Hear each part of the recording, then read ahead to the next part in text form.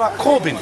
Think about the question you asked first as to what we've got on the table right about now. Because at the moment what we've got is a Conservative government. We have a Conservative borough that has neglected this community. Do you know what I mean? That does not see the community, that has disregarded and looked down on working class white people as well as non-white people in this community. They treat us with contempt. Look at the residents, look at where you are, look at the housing there. These are the most marginalised people, in the most vulnerable and marginalised people. The council doesn't hear these people. They don't even see them.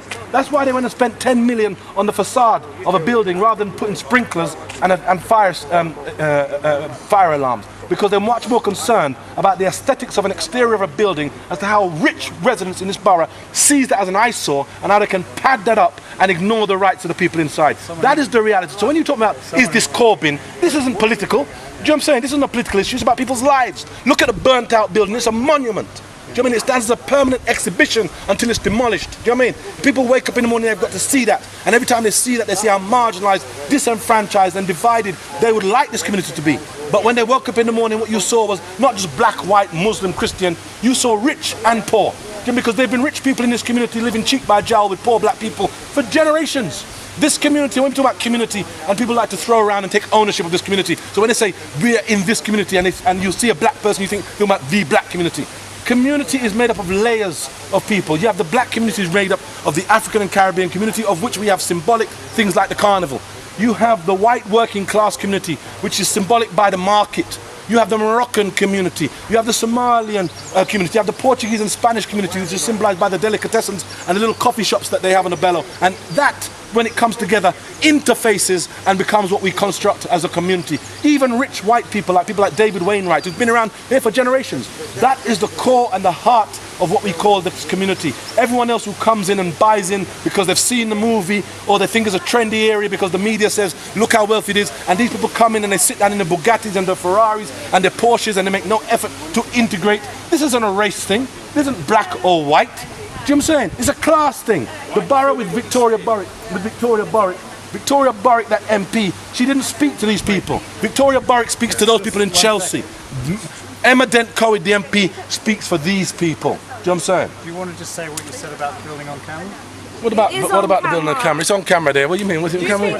No, you should have had your camera. Well, you see, you guys have, hold on. You, the mainstream, the mainstream, no problem.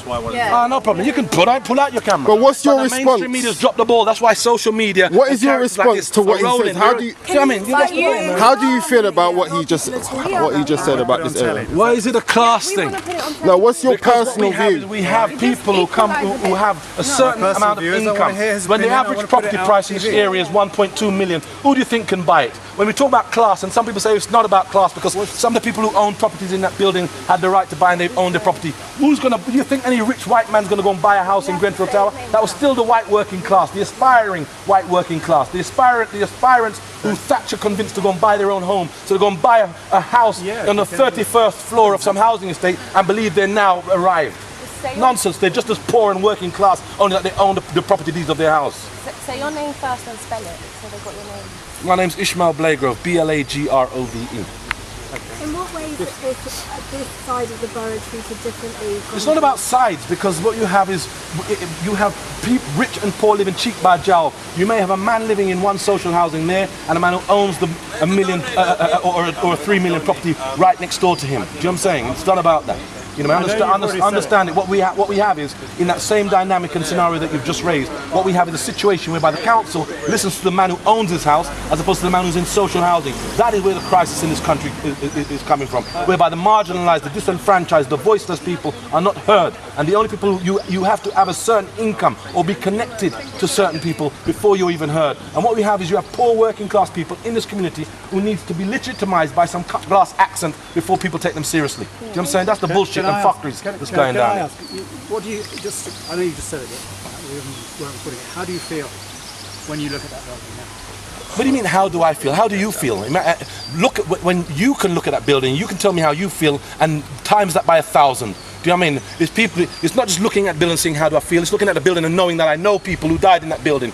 Everyone, every resident, every person who can call himself a part of this community of Notting Hill would have at least known one person in that building. In the morning when it was time, when I've seen all this stuff breaking out, news and people calling me at 1:30, 4 o'clock and all the rest of it, and I recognised that just the locality that my daughter couldn't come to school.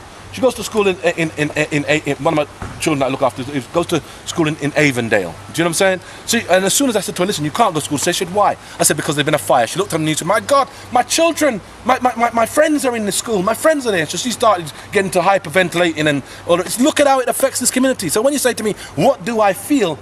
Do you know what I mean? I feel the pain of knowing people who've died in that attack. Yesterday I was sitting down in my house with a friend of mine, and as we sat down he was saying, well, what's happened to Khadija Say?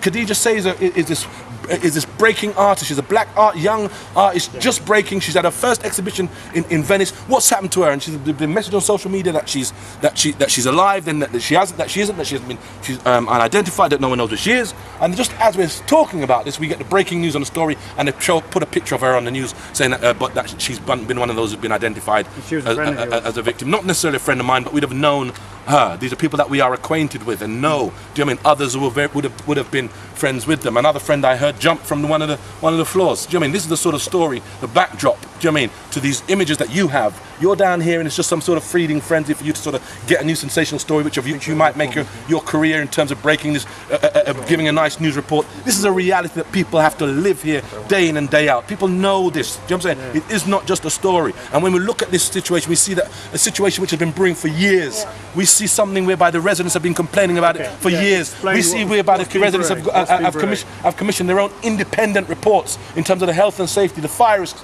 in that building in particular, but not just that building, in terms of Silchester, Warnington. There are other issues in terms of whereby they've been trying to knock down buildings. They use the term regeneration. Do you know where I'm from? Now, yesterday I watched on the media whereby some government, it was either Theresa May or some government minister, stands up and tells me about lessons must be learned.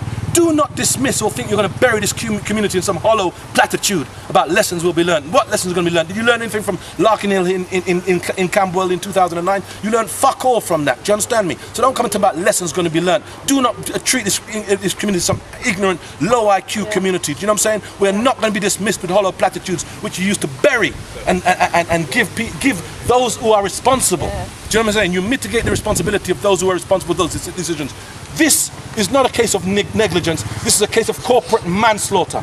People should be held accountable. People should be in jail for this. But I very much doubt we will get that with this corrupt government. The people are lucky there's no uprising in this country. If I had my way, I wouldn't be sitting out here talking. You'd be the first places that would be seizing. You, the media, you would be held hostage. You are the ones who facilitate this. You are the mouthpiece of this government. You are the people who make this possible. You are the ones who validate it. You are just as culpable as this government.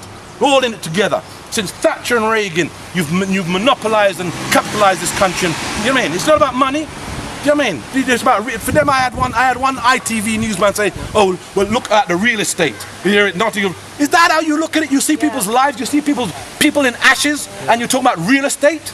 You're lucky you never get lynched. What do you want to happen? What do you want to happen now? What do you think? What do I want to happen? I want it to be a revolution in this country. I say fuck the media, fuck the mainstream. You don't deserve to be there. Do you know what I'm saying? I mean, we should be campaigning not to government, but to the BBC, who acts as mouthpieces for this corrupt government. Do you know what I mean? People need a revolution in this country, nothing short of that. And if this was any other country, there'd have been a revolution. We've seen how you, the mainstream media, have responded and reacted. For 2 years, you've hounded, demonized Jeremy Corbyn. And you said he was unelectable. He can't be, there's no possibility of this man being elected. And you created that narrative that people actually believed your bullshit for a while. But what this election has done is shown that people are immune. They were in bulletproof vests to you and the other billionaire sort of media owners and Rupert Murdoch and all those other motherfuckers. They're immune to that shit there. And that is the vote of confidence, not in terms of Jeremy Corbyn, but it dismisses May.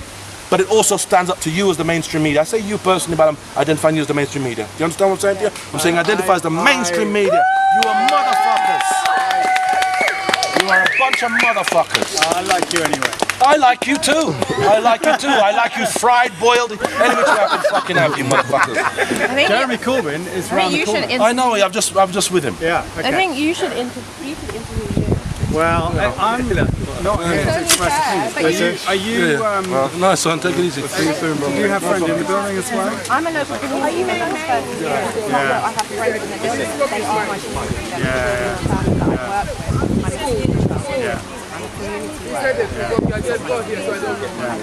It's not about, is it that you're friends? This is what you